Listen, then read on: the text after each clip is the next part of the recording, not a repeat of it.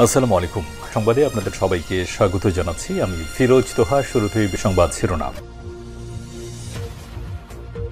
বাংলাদেশের সর্বশেষ গুরুত্বপূর্ণ আপডেট সংবাদে আপনাকে স্বাগত। শুরুতেই সংবাদ শিরোনাম, পরে বিস্তারিত।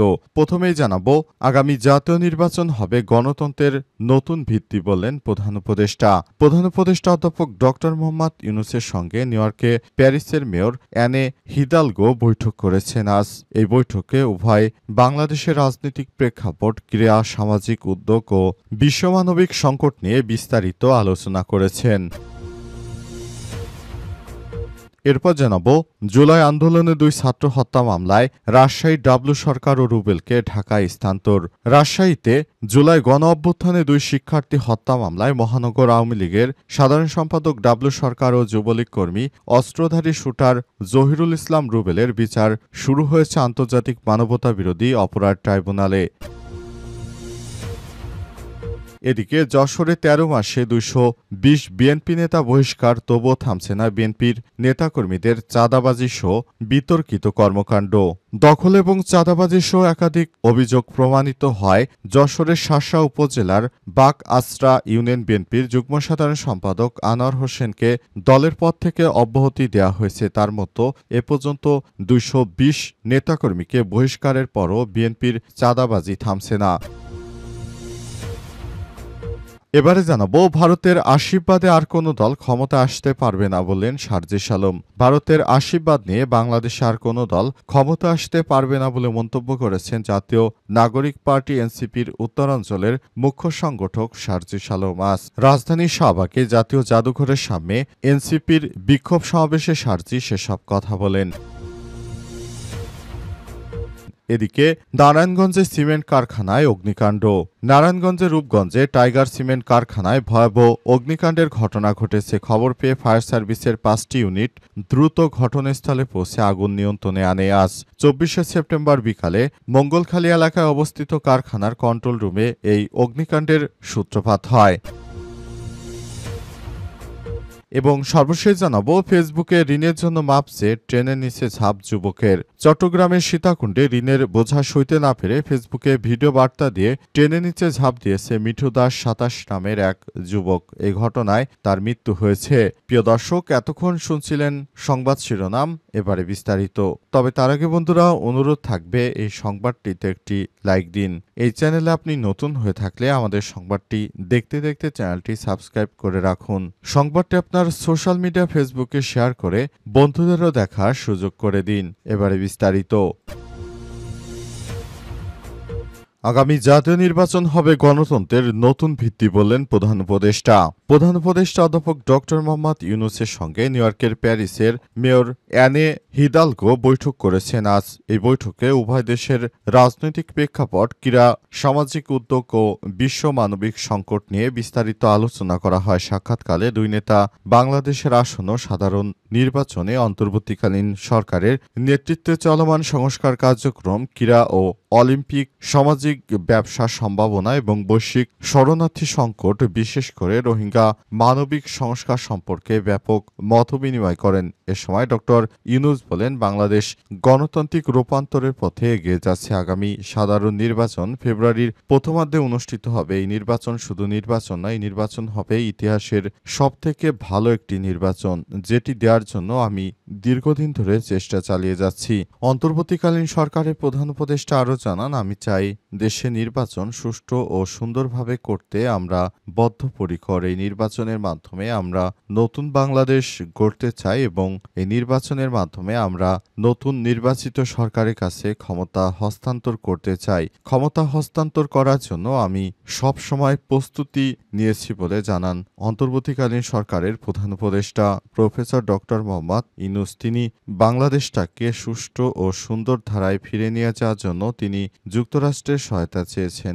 বিশ্বব্যাংকের কাছে তিনি সহায়তা চেয়ে জানিয়েছেন, বিগত 17 বছরে বাংলাদেশ থেকে প্রায় 240 বিলিয়ন মার্কিন ডলার বিভিন্ন দেশে পাচার করা হয়েছে। এই টাকাগুলো তিনি ফেরত পেতে বিশ্বব্যাংকের সহায়তা চেয়েছেন। জুলাই আন্দোলনে 2 ছাত্র হত্যা মামলায় রাজশাহীর ডাবলু সরকার ও রুবেলকে ঢাকায় স্থানান্তর। রাজশাহীতে জুলাই গণঅভ্যুত্থানে 2 শিক্ষার্থী হত্যা মামলায় মহানগর আওয়ামী লীগের সাধারণ সম্পাদক ডাবলু সরকার ও যুবলীগ কর্মী অস্ত্রধারী শুটার জহিরুল ইসলাম রুবেলের বিচার শুরু হয়েছে আন্তর্জাতিক মানবতাবিরোধী অপরাধ ট্রাইব্যুনালে।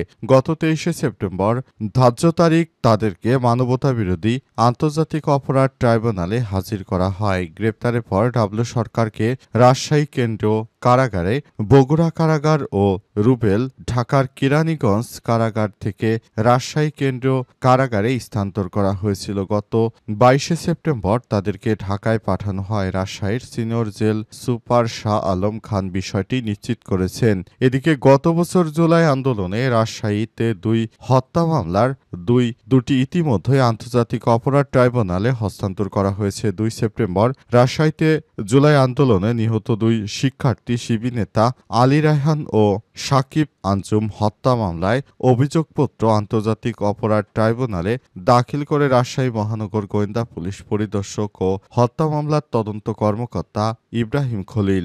বর্তমানে তাদেরকে ঢাকায় এনে আন্তর্জাতিক অপরাধ ট্রাইব্যুনালে তাদের বিচার কাজটি করবে আন্তর্জাতিক অপরাধ ট্রাইব্যুনাল।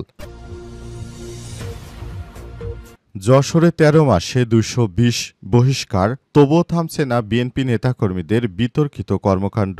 দখল এবং চাঁদাবাজি সহ একাধিক অভিযোগ প্রমাণিত হয় যশোরে শাসা উপজেলায় বাকরাসরা ইউনিয়ন বিএনপির যুগ্ম সাধারণ সম্পাদক আনোয়ার হোসেনকে দলের পদ থেকে অব্যাহতি দেওয়া হয়েছে। এছাড়াও মনিরামপুরে এক ভ্যান চালককে কুপিয়ে হত্যার ইন্ধনদাতা হিসেবে অভিযুক্ত পৌর বিএনপির যুগ্ম সম্পাদক তুহিন হোসেনকে শুধু আনোয়ার বা তুহিন নয়, 13 মাসে যশোরে সংগঠন বিরোধী নানা অপকর্মে জড়িত অন্তত 220 নেতাকর্মীর বিরুদ্ধে সাংগঠনিক ব্যবস্থা নিয়েছে জেলা বিএনপি।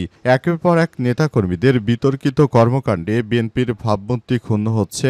দলের হাইকমান্ড বারবার কঠোর নির্দেশনা দিলেও তৃণমূলে বিতর্কিত নেতাকর্মীদের অনেকেই তাতে ভ্রুক্ষেপ করছে না। জেলা বিএনপির সাধারণ সম্পাদক দেলার হোসেন খোকন সোমবার এক বিবৃতিতে জানিয়েছেন, ভারপ্রাপ্ত চেয়ারম্যান তারেক রহমান আমাদেরকে নানাভাবে বোঝানোর চেষ্টা করছে, কিন্তু আমাদের নেতাকর্মীরা এতটা বেপরোয়া, তারা চাঁদাবাজি ছাড়া কিছুই বোঝে না। বিগত 17 বছর ধরে তারা যে আওয়ামী লীগ সরকারের হাতে নির্যাতনের শিকার হয়েছে, তারপরও তারা বুঝতে পারছে না তাদের ভাবমূর্তি ভালো না হলে আগামীতে আওয়ামী লীগ সরকারকে যেভাবে বিতাড়িত করেছে বিএনপিকেও ঠিক একই কায়দায় পড়তে হবে। তারপরও এসব তৃণমূলের নেতাকর্মীরা কোনো কিছু বুঝতে চাইছে না। তারা আমাদের হাইকমান্ডের নির্দেশনা উপেক্ষা করে তারপরও বিভিন্ন জায়গায় চাঁদাবাজি অব্যাহত রেখেছে। এতে দলের ভাবমূর্তি একদম ধ্বংসের দ্বারপ্রান্তে এসে দাঁড়িয়েছে। এখন বিএনপির নাম শুনলেই মানুষ মনে করে এটি চাঁদাবাজদের সংগঠন। এই সংগঠনের মূলত ভোট কারা দেবে সেটি এখন দেখার বিষয়। ভারতের আশীর্বাদে আর কোনো দল ক্ষমতা আসতে পারবে না বলে জানিয়েছেন সার্জিস আলম।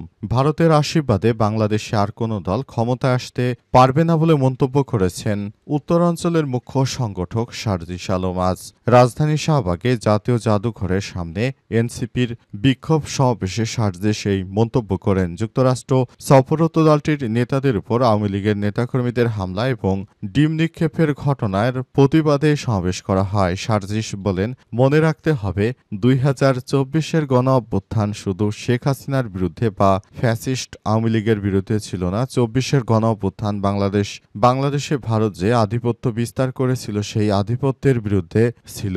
আধিপত্যবাদী ভারত এখন ক্ষমতা চায়নি, খুনি হাসিনাকে তারা আশ্রয় দিয়ে রেখেছে। তাদের আশীর্বাদ এই বাংলাদেশে আর কোনো দল ক্ষমতা আসতে পারবে না। এনসিপির এই নেতা বলেন, বিএনপিকে উদ্দেশ্য করে বলেন, আপনাদের কাছে আমরা জানতে চাই, ক্ষমতায় আসার জন্য তারা জনগণের আস্থা যখন প্রতিনিয়ত হারাতে বসেছে তখন কি তারা ভারতের সঙ্গে নেগোসিয়েশন করে তাদের খুশি করে আওয়ামী লীগের পিঠ চাপড়ে জাতীয় পার্টির সঙ্গে নেগোসিয়েশন করে ক্ষমতায় আসতে চায় কিনা? তিনি আরো বলেন, আমরা স্পষ্টভাবে বলতে চাই, সেটা বিএনপি হোক বা অন্য কোনো রাজনৈতিক দল হোক না কেন, নির্বাচন কমিশন হোক, যারাই ফ্যাসিস্ট সরকারকে, যারাই দেশে পুনর্বাসনের চেষ্টা চালাবে তাদেরকে আমরা দেখে নেব।